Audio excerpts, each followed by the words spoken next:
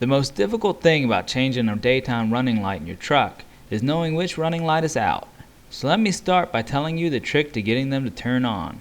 If it's dark outside, all you have to do is hit the lock button on your remote.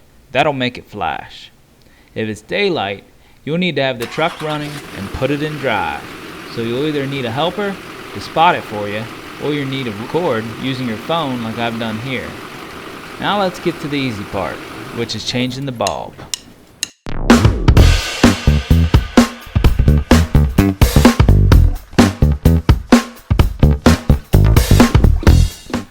To get to the daytime running lights, you first need to remove the headlights above it. Start by pulling out this pin. Now we can pull it out and sit it up out of our way.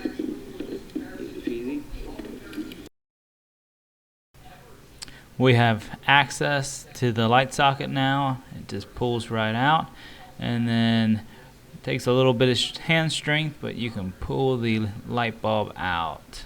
Got myself a new bulb. These are 4114s. They are different than the ones used in your headlights, which are 3157s. You can tell they're different only by the color of the base.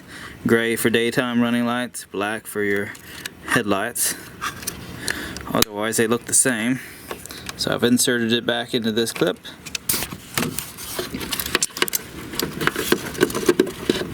Putting it in, twist it sideways, hear it click, and she's in. Now it's just a matter of putting everything back together the same way it came apart. I